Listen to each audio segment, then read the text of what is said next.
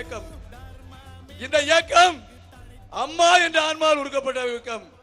அம்மாவினுடைய ஆசியும் எம்ஜிஆருடைய ஆசியும் இருக்கும் பொழுது எடப்பாடியாரை இறைவன் தான் அவருக்கு அருளும் ஆசியும் வழங்கி தந்து நம்ம மத்தியிலே பொதுச் செயலாளராக அதிமுகவினுடைய ஒற்றுமை தலைவனாக விளங்கினார் என்றால் எடப்பாடியார்.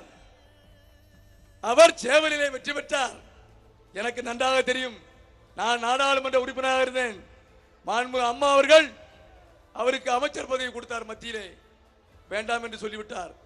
அம்மாவுக்கு பிறகு அம்மாவுடைய ஆன்மா இங்கே இருக்கக்கூடிய எல்லாருக்கும் தம்பி பேசாம நேரம்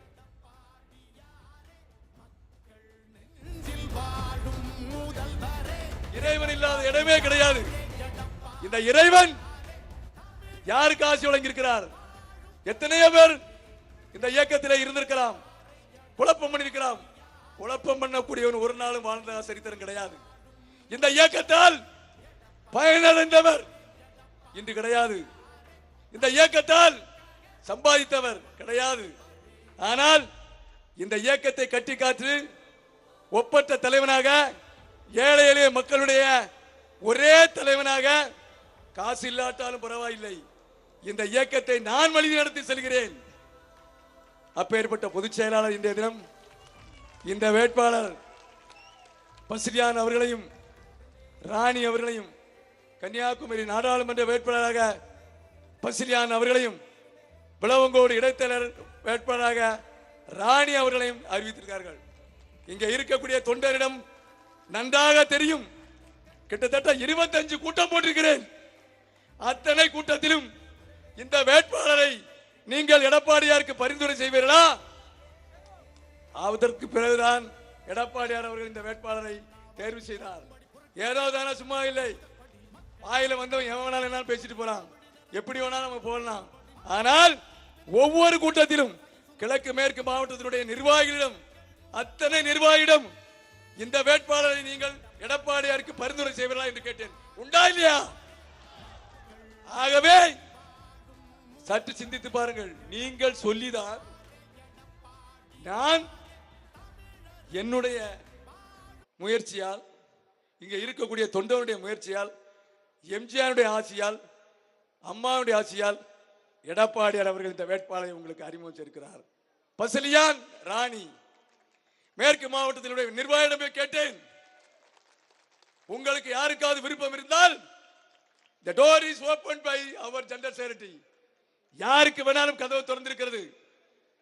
வேட்பாளரை போட்ட பிறகு அது சொல்லை சுத்த தொல்லை என்று சொல்லக்கூடாது. ஒற்றுமையாக வேலை பார்க்க வேண்டும். அவர் என்ன சொல்கிறார்? என்கிட்ட பலமுறை பேசுறீங்க, தம்பி என்னுடைய உழைப்பு கோர்ட்டு கேஸ் எல்லாம் முடிஞ்சு உங்க கையில கட்சியை தந்தாச்சு. நீங்க வெற்றி பெறது வெற்றி பெறாதது உங்களுடைய திறமை. வரட்சுமே கூட சொன்னாரு, தம்பி இளைஞர் பாசறை கொஞ்சம் போடுப்பா, இளைஞர் இந்த கட்சிக்கு வரணும். அதுதான் தலைவன். ஒரு தலைவன் இருக்கிறான். நான் கொடுத்த பேப்பர்ல தம்பி ஒரு 2 நாள் கழிச்சு போஸ்டிங் போடுவாங்க, ஏன்னு கேட்பேன். அதுல விஷயம் இருக்கு அப்படிம்பாரு. ஆனால் ஒரு பதவி கொடுத்தாலும் 100 தடவை யோசித்து போடக்கூடிய ஒப்பற்ற தலைவன். ஆனால் திராவிட முன்னேற்ற கழகத்திலே ஒரு தலைவன் இருக்கிறார். என்ன செய்கிறார்? யாருக்கு அவர் பதவி கொடுக்கிறார்? யாருக்கு பதவி கொடுக்கிறார்?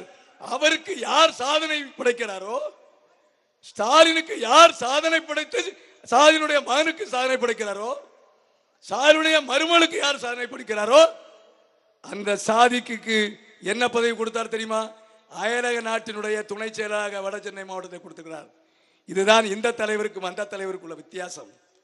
இதாயா தலைவர்? 6000 கோடி, ஒன்றல்ல ரெண்டல்ல 6000 கோடி, 2000 கோடி தான் விழுந்திருக்கு. The man of mafia. DMK வந்து எடப்பாடியை பத்தி நீ பேசியா? யாரால் நீ சம்பாதித்தாய்? எங்கே இருந்து சொந்து வந்தது? ஃபாதர் ஆஃப் கரப்ஷன் முன்னாள் முதலமைச்சர் Karunanidhi, son of corruption Stalin, grand son of corruption.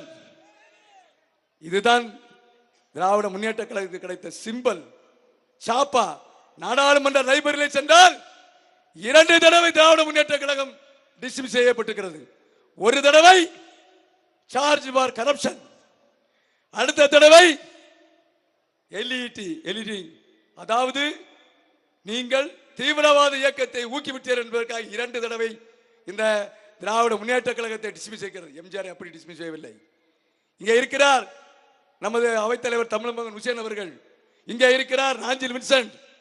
இவர்களால் எம்ஜிஆரால் வளர்க்கப்பட்ட பிள்ளை. எம்ஜிஆர் எப்படி வளர்த்தார் என்பதற்கு, எம்ஜிஆர் எப்படி இந்த கட்சியை கொண்டு வர என்பதற்கு யார் கையில இந்த கட்சியை கொடுக்க வேண்டும்? யார் இந்த கட்சியை நடத்த முடியும்? இந்த கட்சிக்கு பொதுச் செயலாளர் யார்? நீங்க தான் பொதுச் செயலாளர். இது உங்களால் தேர்ந்தெடுக்கப்பட்ட தொண்டை, உங்களை மதிக்கக்கூடிய தொண்டை. நீங்க மத்த மாவட்டத்தில் எப்படி வேணாலும் பார்த்துக்கலாம்.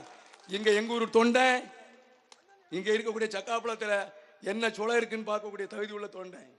ஆகவே நமது பொதுச் செயலாளர் வாழ்க்கையிலே முதல் முறையாக உங்களால் பரிந்துரை செய்யப்பட்ட வேட்பாளரை நிறுத்தியிருக்கிறார். தயவு செய்து ஒவ்வொருவருக்கும் தேர்தல் கழகத்திலே உணர்ச்சி வர வேண்டும். நீ குட்டையை குழப்பிடாத, அவன் சொல்லலாம் இவன் சொல்லான்னு கேட்காத. வெற்றி உறுதி என்பது மனதிலே நிறைய வேண்டும். அந்த வெற்றியை கொண்டு சென்றால் இந்த எடப்பாடியார் நல்ல பரிசை வழங்குவார். மீண்டும் அதிமுக ஆட்சி வரப்போகிறது. இதே பொதுச் செயலாளர் முதலமைச்சராக வருவார். இந்த மேடையிலே நாம் அவருக்கு பாராட்டு விழா கொடுக்கிறோம். பொதுச் செயலாளர் அவர்களே, இந்த மேடையிலே உங்களுக்கு 2 வெற்றிக்கனியை கொடுத்திருக்கிறோம். ஒன்று, பொதுக் கழக செயலாளர் ஒரு பெண்மணி, தமிழ்நாட்டிலே பொதுக் கழக செயலாளர் ஒரே ஒரு பெண்மணி உங்களுக்கு வீரவாளை கொடுத்திருக்கிறார்கள், அது வெற்றிவாள்.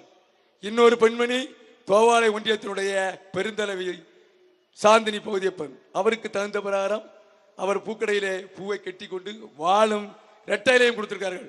எந்த மாவட்டத்துக்கு இந்த பெருமை கிடையாது, எங்களுக்கு இந்த பெருமை உண்டு.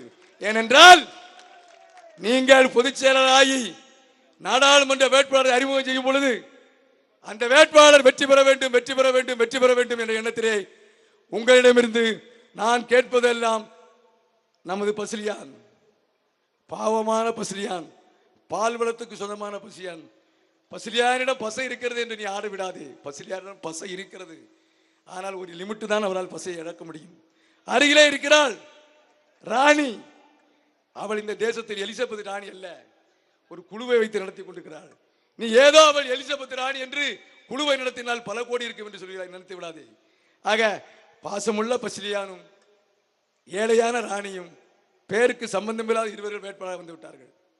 ஆக இந்த வேட்பாளர், இரு வேட்பாளருக்கும் அறிமுக கூட்டத்திற்கு வருகின்ற நமது மாண்புமிகு எதிர்க்கட்சி தலைவர் முன்னாள் முதலமைச்சர் எடப்பாடி அவர்களை வருக வருக என வரவேற்று இப்போது உங்கள் மத்தியிலே வேட்பாளரை ஆதரித்து சூழலை ஏற்பார் என்று நன்றி சொல்லி விடைபெறுகிறேன்.